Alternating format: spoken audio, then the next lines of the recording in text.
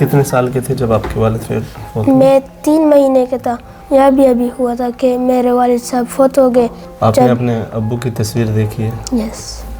تو ان کی یاد کبھی کچھ آپ کا ہوتا ہے خیال؟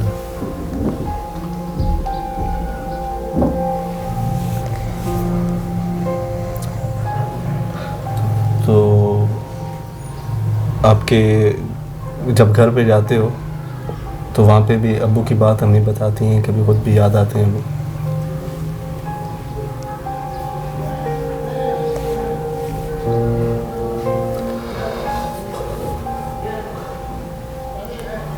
تو آپ کیا سوچتے ہو بڑے ہو کہ آپ کیا کرو گے جس سے آپ کے ابو وہ بھی خوش ہوں، امی کے لیے بھی کیا کرو گے؟ انشاءاللہ میں بڑے ہو کر اپنی امی کی بھی خدمت کروں گا، ابو کے لیے بھی دعا کروں گا کہ اس کو اللہ بڑا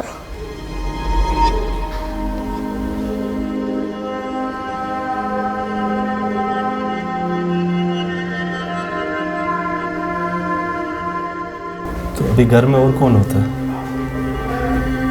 امی کے پاس؟ امی تو چلی گئی. اچھا، تو پھر آپ لوگ کس کے پاس ہوتے ہیں؟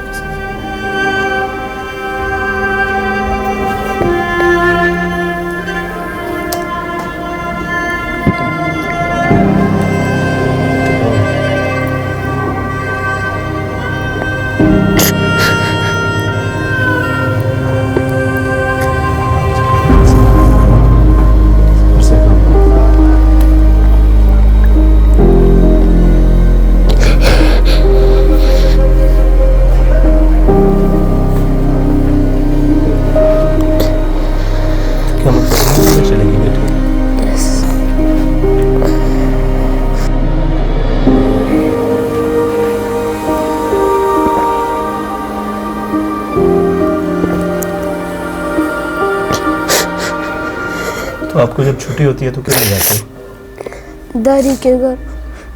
ماشاء اللہ بچے، اللہ رب العزت آپ لوگوں کو ڈاکٹر بھی بنائے، کامیابی بھی دے. ٹھیک ہے، شاباش.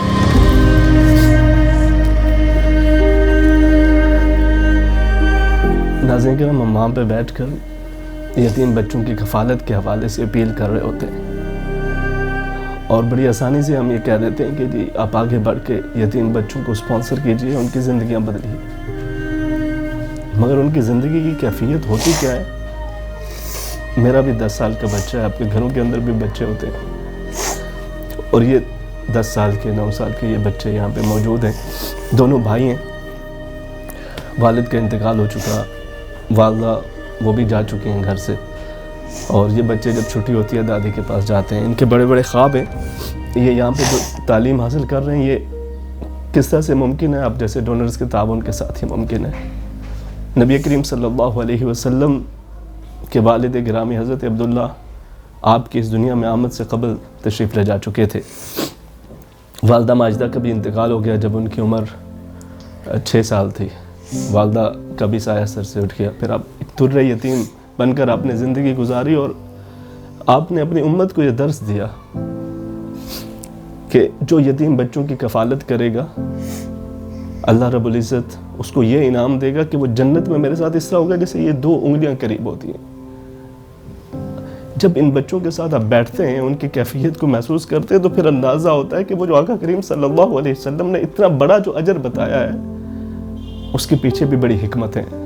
اللہ پاک نے قرآن میں بار بار ارشاد فرمایا کہ یتیموں کے کیا حقوق ہیں، اپنے بچوں کے لیے سبھی جیتے ہیں. خوش نصیب ہیں وہ لوگ کہ جو اپنے بچوں کے ساتھ ساتھ دوسرے بچوں کی بھی فکر کرتے ہیں. ایسے بہت سارے سبلنگز ہوتے ہیں، بہن بھائی ہیں یا 2 بھائی ہیں، 2 بہنیں، جن کے سروں پہ باپ کا سایہ نہیں رہا، ہو سکتا ہے ماں بھی نہیں رہی. ایسے بچوں کو بھی آپ آگے بڑھ کے سپانسر کیجئے تاکہ وہ بچے ایک ہی جگہ پہ ان کی پرورش ہو سکے، ایک ہی جگہ پہ ان کی ضروریات کو پورا کرنے کا انتظام کیا جا سکے. یہ بچے انتہائی مشکلات میں سے ہیں، مگر یہاں پر ان کی پھر جو ایک تربیت کا اور ان کے اندر جو کانفیڈنس کا جو انتظام کیا جا رہا ہے، یقیناً اسے دیکھ کر خوشی بھی آ رہی ہے. میری آنکھوں کے اندر آنسو بھی ہیں، مگر ساتھ ساتھ ایک خوشی بھی ہے کہ کم سے کم الحمدللہ یہ اس ماحول کے اندر آ چکے ہیں، اور یہاں پر آ کر ان کی بہتر تعلیم کا خوبصورت صاف ستھرا ماحول ان کو فراہم کیا جاتا ہے. اور اس کے ساتھ ساتھ ان کی تعلیم اور تربیت کا بھرپور انتظام کیا جاتا ہے. اور یہ سبھی کچھ ممکن ہوتا ہے جب آپ جیسے ڈونرز آگے بڑھتے ہیں. ماہ رمضان المبارک ہے, اس کے اندر آگے بڑھیے اور اپنے دل کے اندر یہ نہ سوچیے کہ ایک بچے کو میں نے اسپانسر کرنا ہے بس وہی کافی. الحمدللہ ایک بھی کرتے ہیں, یہ بھی بڑی سعادت کی بات ہے. لیکن اگر آپ 10 بچوں کو اسپانسر کر سکتے ہیں, آپ 10 بچوں کو اسپانسر کیجئے. اگر آپ اس طرح سے سبلنگز کو اسپانسر کر سکتے ہیں, ان کو کیجئے. یہ نہ صرف یہ کہ اس سے آپ کی زکوٰۃ ادا ہو جاتی ہے, یہ آپ کے بچوں کا کفارہ بن جاتا ہے. آقا کریم صلی اللہ علیہ وسلم نے فرمایا کہ جو شخص جس کا دل سخت ہو تو وہ یتیم بچوں کے سر پہ دست شفقت رکھے, اللہ رب العزت اس کو دل کی نرمی بھی دیتا ہے اور اس کے گناہوں کی بخشش بھی ہوتی رہتی ہے. اس ماہ رمضان المبارک کے اندر آگے بڑھیے.